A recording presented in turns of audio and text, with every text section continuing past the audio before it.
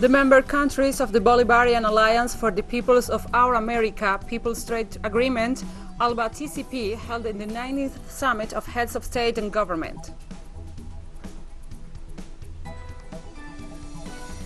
Venezuela on Thursday received the first batch of the Abdala COVID-19 vaccine developed in Cuba.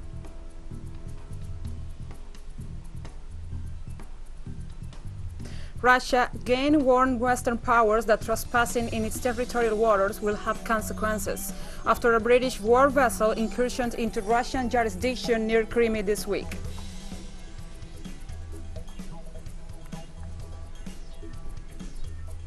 From the headquarters of TeleSUR English in Havana, Cuba, this is From the South. I'm Gladys Quesada. And now we begin with the news. Representatives of the member countries of the Bolivarian Alliance for the Peoples of Our America People's Trade Agreement, ALBA-TCP, participated on Thursday in the 90th Summit of Heads of State and Government. Venezuelan authorities, headed by Foreign Minister Jorge Arreaza, received the guests at the Simón Bolívar International Airport in the state of La Guaira. The summit's motto was Alliance for Life and Independence, as inspiration and central topic to discuss the regional political situation and the progress of its revitalization process during 2021, facing the challenges of the post-pandemic stage. This ALBA-TCP summit was held during the celebration of the 200th anniversary of the Battle of Carabobo in Venezuela, which consolidated the path to independence from the Spanish Empire.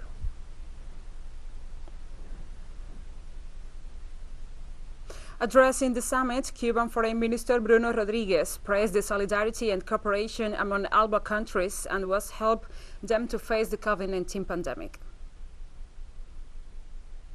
Science and technological innovation, allied to the universal health system with human resources, have made possible the results that Cuba and ALBA have obtained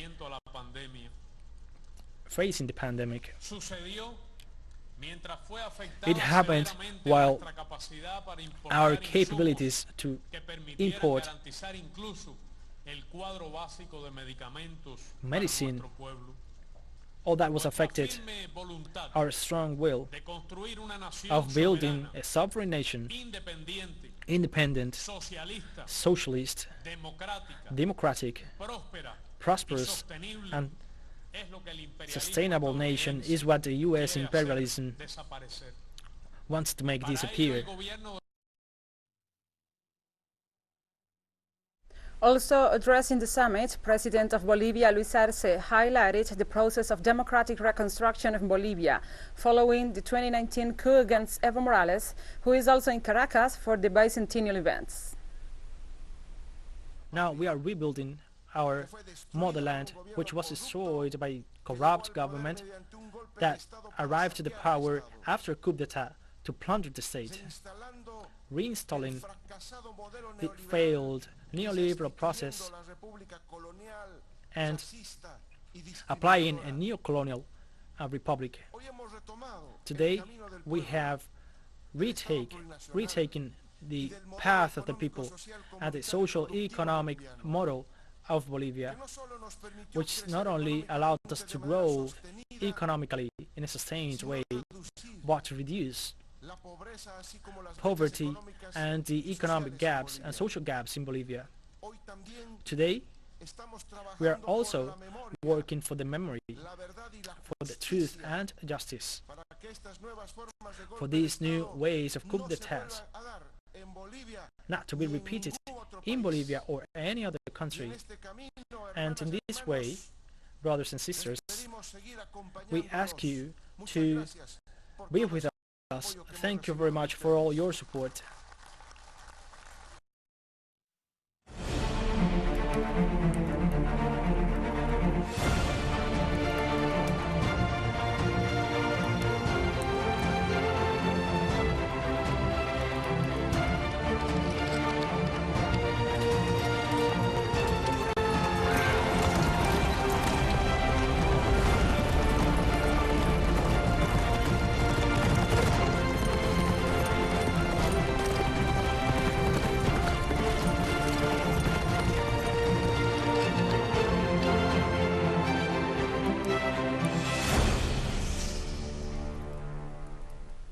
Venezuela commemorated the bicentenary of the Battle of Carabobo with several events on Thursday. A military parade was held in Carabobo, the site of the historic battle, which showed the civic military union and the strength of the Bolivarian armed forces of Venezuela, ready to defend the country's sovereignty in the face of any possible attack today.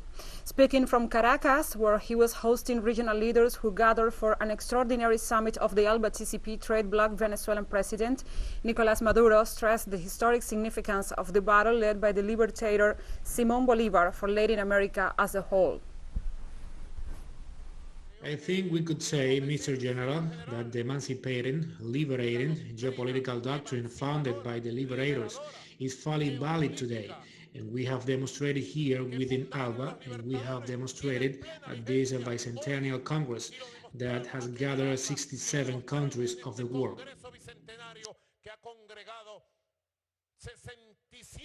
On this day, 200 years ago, the patriotic army led by Simón Bolívar achieved the final victory against Spanish colonial forces in the Battle of Carabobo, thus sealing the independence of Venezuela.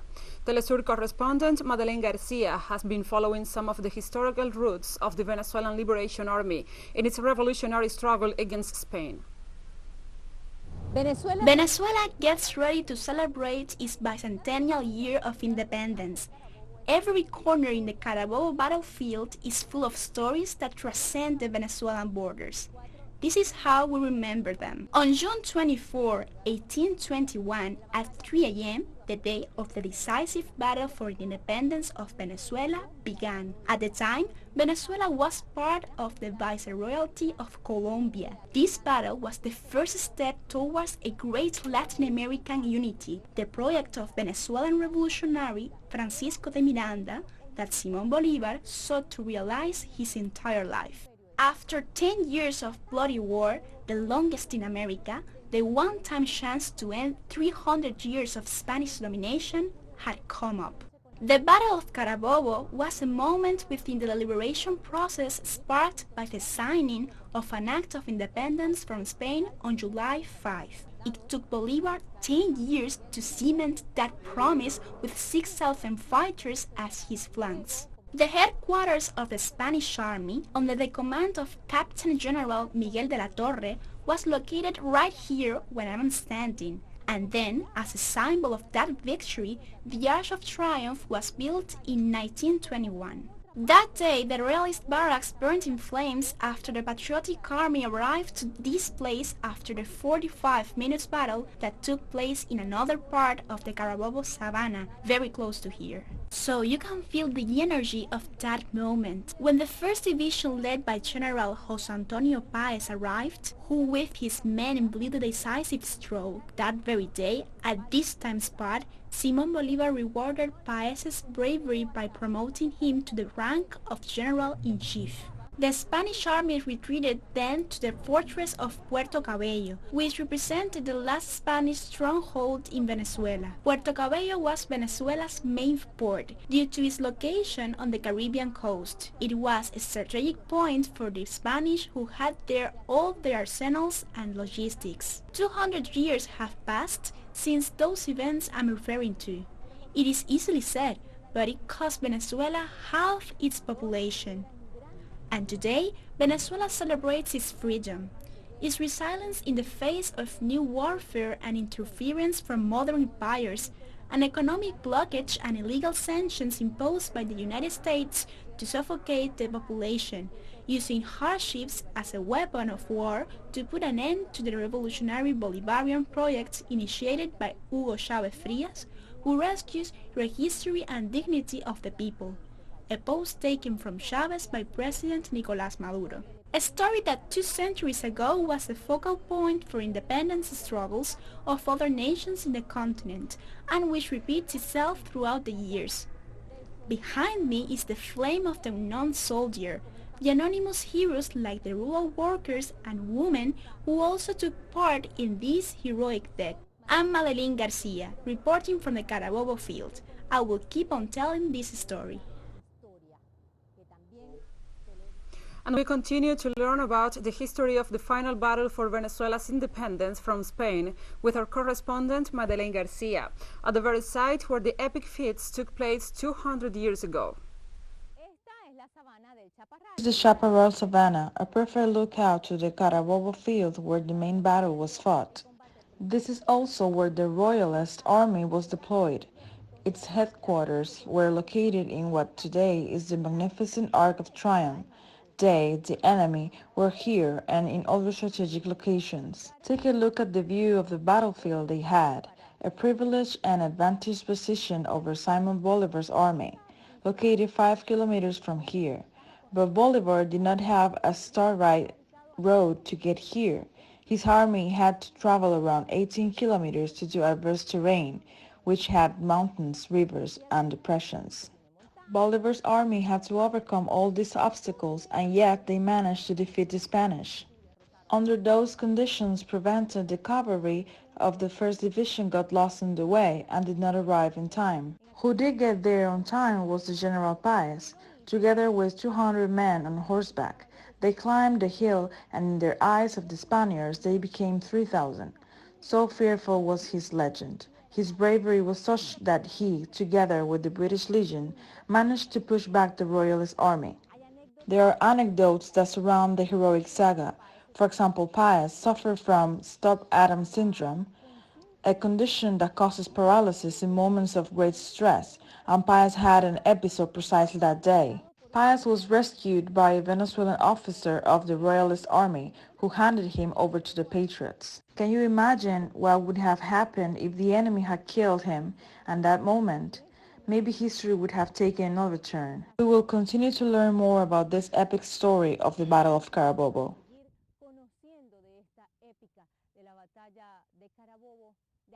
And Peru is going through very tense developments as we speak. The illegal resignation of a member of the national electoral body is seen as a last-ditch attempt to twist the presidential vote results and prevent Pedro Castillo from taking office. The resignation of a National Electoral Board member while a process is in course is explicitly forbidden.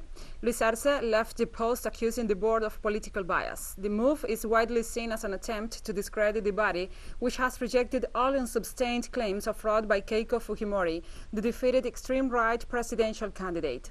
The board said it will ensure that the democratic process is respected, which should mean the imminent declaration of progressive candidate Pedro Castillo as the president-elect. Meanwhile, several social organizations, political parties, student groups, among others, have called for demonstrations and announced a national, civic and popular strike if the official proclamation of Castillo does not take place before July the 6th. Dear people, representative of the press, Congress all.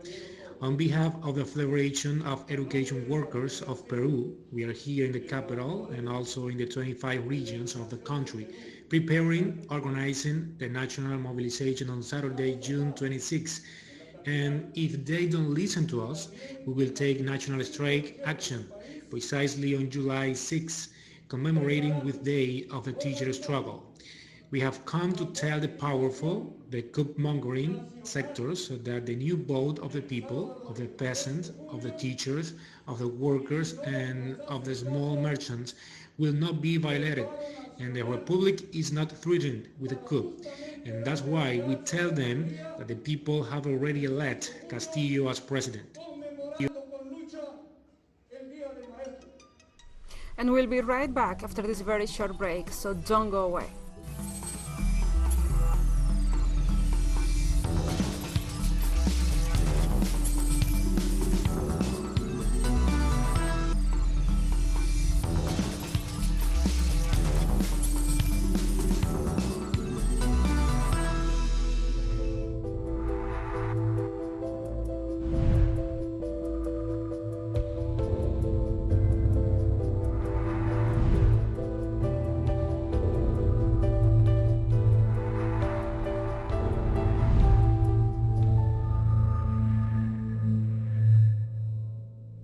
Welcome back to From the South.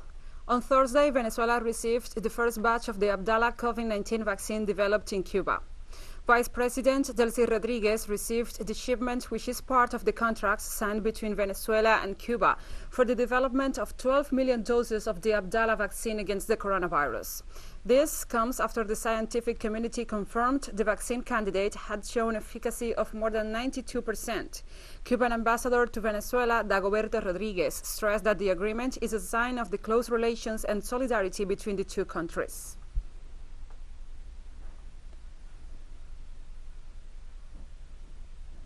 There is not the slightest doubt that in this significant act, where we are confirming the reception of the Cuban vaccine Abdala, Bolívar remains undefeated.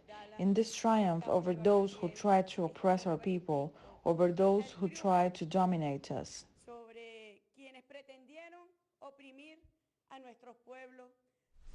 Cuban ambassador to Venezuela, Dagoberto Rodriguez, pointed out that this vaccine is a sign of the close relations between the two countries. The arrival of the first batch of the Abdala vaccine is a sign of a close, brotherly relationship between our countries.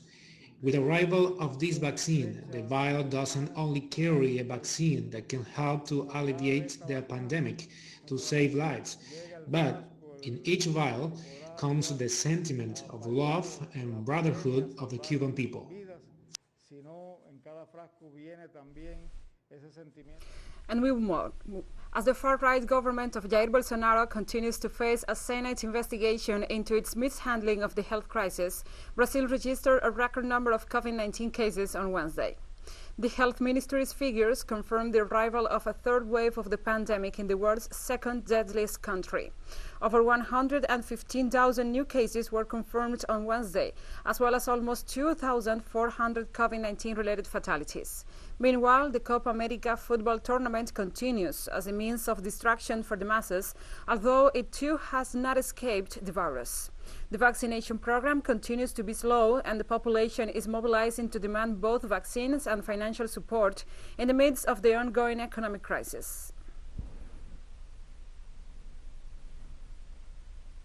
The Iranian-developed vaccine Coviran has shown 93.5% efficacy against the novel coronavirus, project scientists reported. The head of the coronavirus vaccine development project, Hassan Jalili, reported that second phase trials proved that in the ages between 18 and 57, the vaccine was able to neutralize the virus up to 93.5%. The Coviran vaccine will soon be supplied to the whole country, thus achieving self-sufficiency in this regard. United States-led sanctions against Iran have severely affected the country's capacity to fight the pandemic.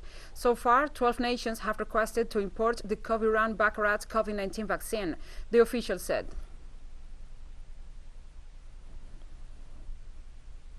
Only 1% of the African population has been vaccinated against the pandemic.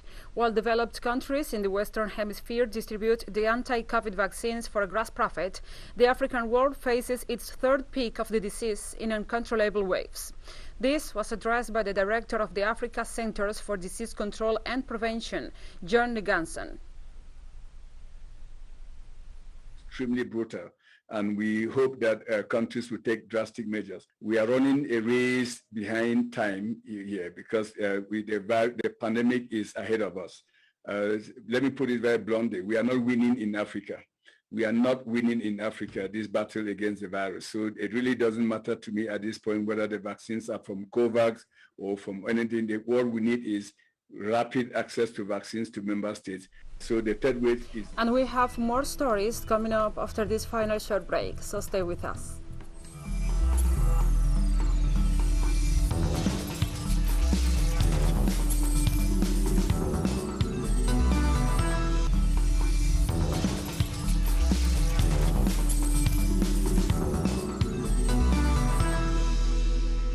Welcome back. On Thursday, Russia again warned Western powers that trespassing its territorial waters will have consequences after a British war vessel incursioned into Russian jurisdiction near Crimea this week. With warning fire, Russian Navy ships and aircraft expelled the vessel, the HMS Defender, into international waters in the Black Sea, the Russian government said.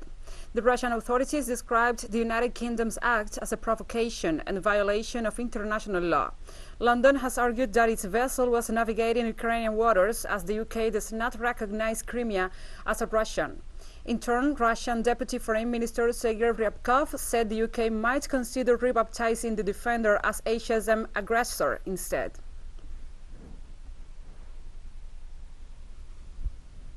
The European Council meeting held Thursday in Brussels had Russia among its hot topics. French and German initiative proposed a summit between Russia and the European countries in which the leaders from both sides will meet face-to-face and discuss topics with intent of compromising.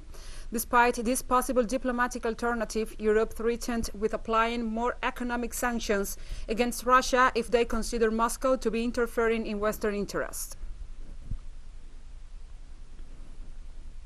In Canada, new evidence of genocide has come up. Hundreds of unmarked graves were discovered at the site of another former residential school for Indigenous children, the Federation of Sovereign Indigenous Nations said. The graves are located at the old residential Indigenous school of Marieval, southwest of the Saskatchewan province in south-central Canada. Indigenous children were forced to attend these special schools, most of them run by churches. The idea was to brainwash children into assimilation to the Anglo-Saxon culture of their colonizers, but evidence seems to show that genocide was also part of the plan. On June 1st, the remains of 215 Indigenous children were found at another school, prompting statements of sorrow and consternation. The remains of the new fighting more than tripled those of June the 1st. The Federation of Sovereign Indigenous Nations said. The new Israeli government approved another set of illegal construction projects in the occupied West Bank, keeping policies from the previous cabinet. The Israeli Prime Minister Naftali Bennett signed the go-ahead to 31 construction projects in the illegal settlements, including a mall, a network of infrastructure, and modifications of the urban grid in the occupied Palestinian territory of the West Bank.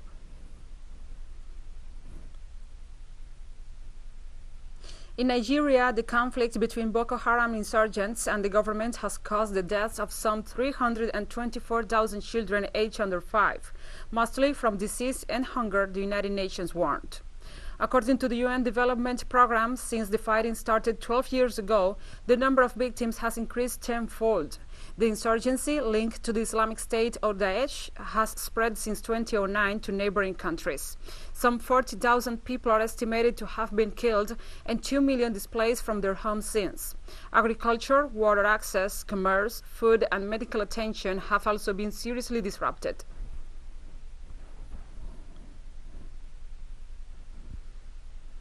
An ambush in Burkina Faso left 11 policemen dead and 4 others missing. The attackers are presumed to be members of a jihadist cell, the government said. The assault occurred on Monday at Jirgo, a village in the north of the country. In April 2021, 4 soldiers were killed close to the same village while on patrol. Since then, there has been a rise in confrontations in the area. Jirgo is the place where a massacre took 48 lives in 2019, all people of the Muslim Fulani ethnic group. Official numbers estimate that violence has left 1,400 dead since 2015. Nearly 1 million people have had to flee their homes.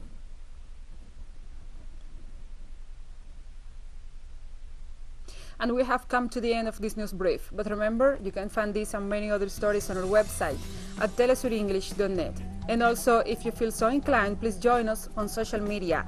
We are on Facebook, Twitter, Instagram, and also in Telegram. For TeleSUR English, I'm Gladys Quesada. Thank you for watching.